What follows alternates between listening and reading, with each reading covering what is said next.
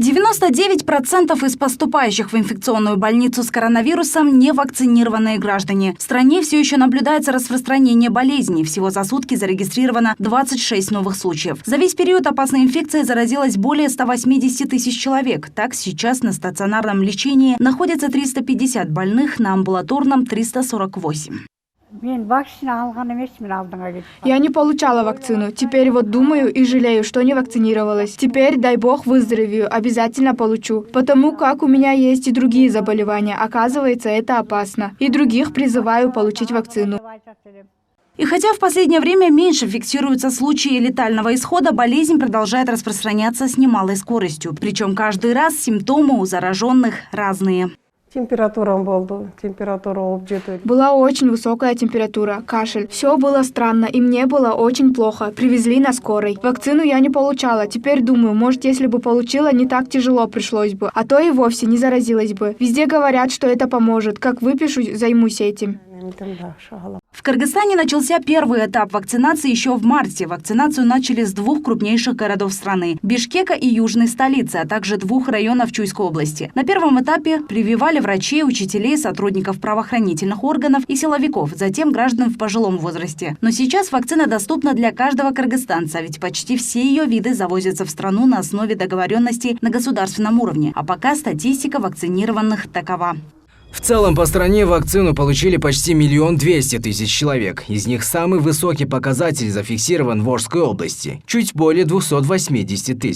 На втором месте Джалалабадская область – почти 244 000. На третьем месте столица – 138 257 вакцинированных граждан. Иссык-Кульская область на четвертом месте, где вакцинировано более сотни тысяч жителей. Следующий показатель – почти 100 000 человек. Чуйская область на пятом месте. Подкенская область на шестом, почти 90 000 вакцинированных. Седьмое место в списке занял город Ош, где вакцину получили более 75 000 жителей. На восьмом месте Нарынская область, где вакцину получили свыше 67 000 граждан. А самый низкий показатель наблюдается в Таласской области. В этом регионе около 60 000 кыргызстанцев были вакцинированы.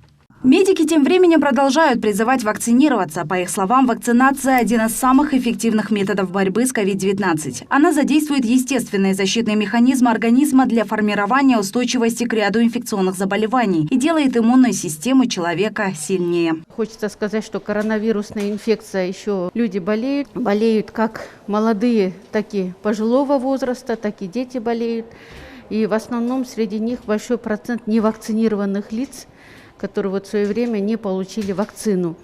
Процентов можно сказать, что большой процент. Например, если на сегодня у нас в отделении 28 больных, из них только 3 человека являются, которые вакцинированные. У вакцинированных, конечно, болезнь протекает намного легче сравнительно с вакцинированными.